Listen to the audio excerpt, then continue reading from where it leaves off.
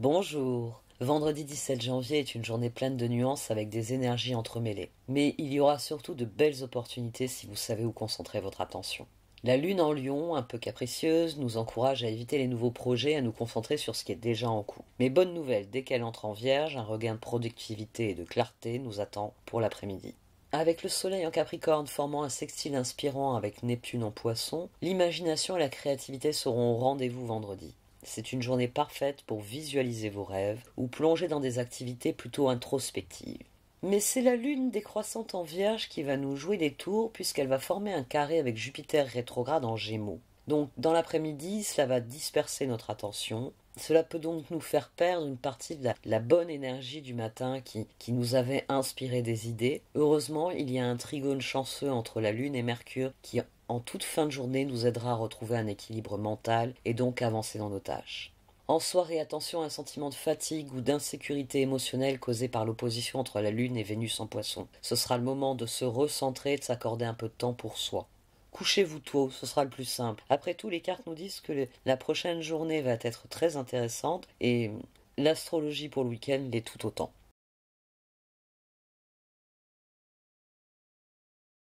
Voici donc le tirage du vendredi 17 janvier qui est placé sous le signe de l'humour. On a expression qui plus est, donc il semblerait que demain, s'exprimer avec une certaine légèreté devrait nous rendre service. On a conseil fiable, on a loi d'attraction. On a d'ailleurs la justice ici. Cette journée risque d'être assez animée finalement. Alors, dans l'astrologie, je vous le dis bien, c'est le sextile entre Soleil et Neptune qui est la plus grosse opportunité de la journée. En l'occurrence, on peut le dire opportunité puisque c'est un sextile. Mais c'est vrai que la Lune en arrière-fond qui fait... Enfin, elle est en Vierge, elle fait un carré à Jupiter en Gémeaux, elle fait un trigone avec Mercure en Capricorne, elle fait une opposition avec Vénus en Poisson. Donc, finalement, ça reflète assez bien ces énergies qui se dispersent un petit peu. Conseil fiable et loi d'attraction, mais expression et humour. Donc, là, j'ai envie de dire, il y a quelque chose que l'on attire à soi, tandis qu'ici, on le diffuse autour de soi. C'est intéressant comme type d'énergie, parce que finalement, il y a la même chose ici.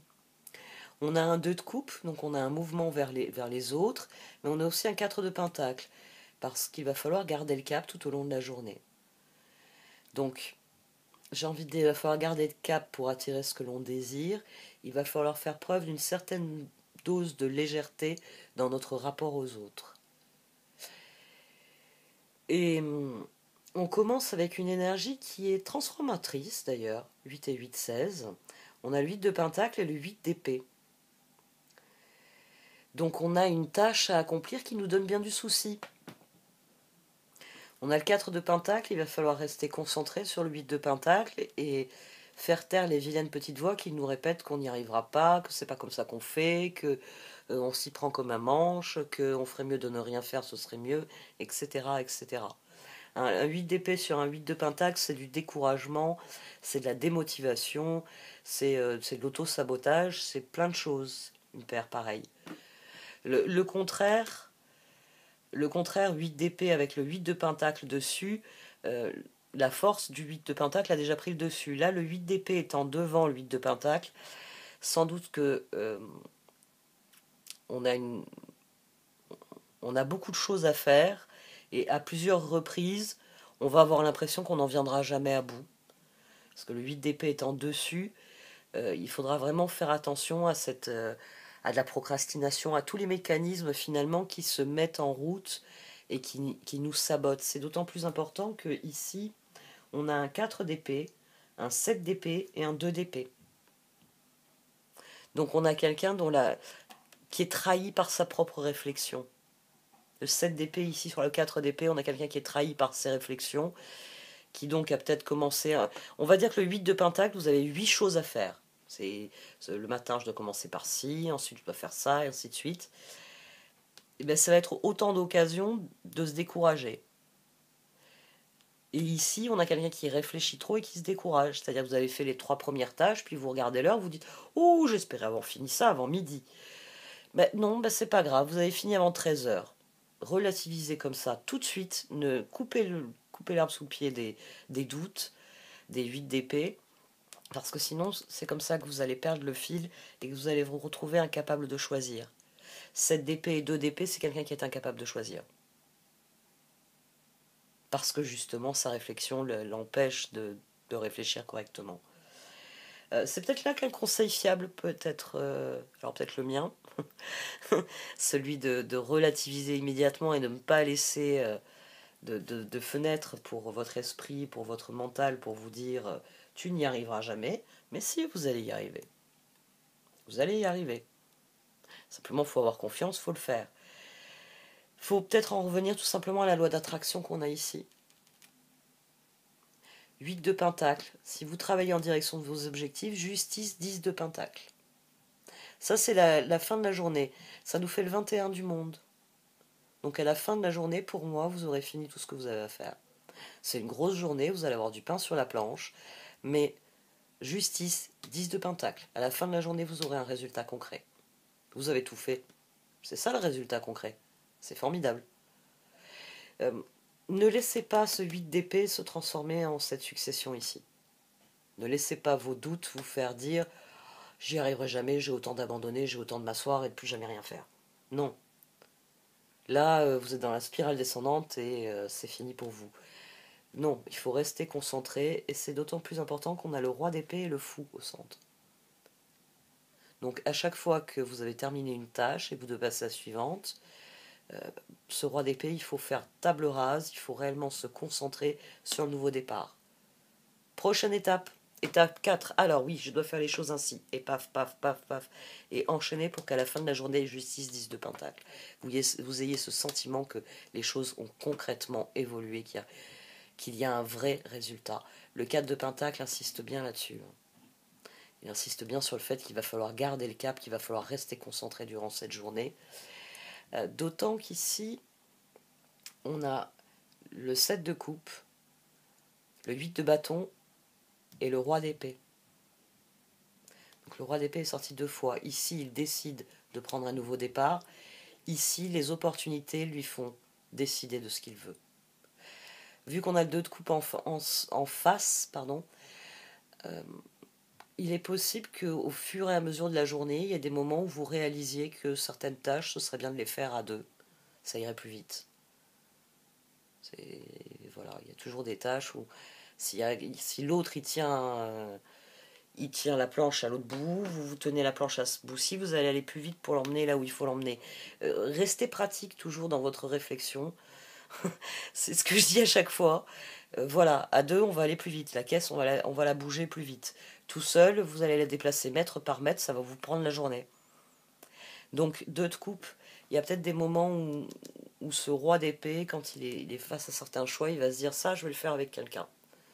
Parce qu'au lieu d'y perdre ma journée, je vais le faire en 1 heure ou 2 avec une personne, là où il m'en faudrait 10 tout seul. Donc, loi d'attraction. On attire ce à quoi on dédie notre attention. C'est d'autant plus vrai avec un 8 d'épée et un 7 d'épée dans le tirage. C'est-à-dire que si vous restez dans la prison mentale, vous allez faire une spirale descendante. C'est là que votre réflexion va vous miner, elle va vous empêcher d'avancer. Par contre, si vous vous concentrez sur ce qui est positif, et peut-être qu'avec un peu d'humour, ce sera plus facile même, en faisant preuve d'humour, on arrive souvent à prendre les choses beaucoup plus légèrement, et finalement, c'est l'exemple que je vous donne souvent, hein, c'est Gontran et Donald. Vous avez Donald qui, les yeux rivés au sol, espère un jour trouver un trèfle à 4 feuilles comme Gontran, ou un sou magique comme celui de l'oncle Picsou. Et puis vous avez Gontran qui va toujours le nez au vent, hein. Si vous avez l'occasion de feuilleter les BD, vous verrez, il est toujours avec cette espèce de mouvement qui fait qu'il a toujours le bec pointé vers le ciel, avec les épaules en arrière, contrairement à Donald qui est souvent penché en avant, et parce que il regarde même pas où il met les pieds.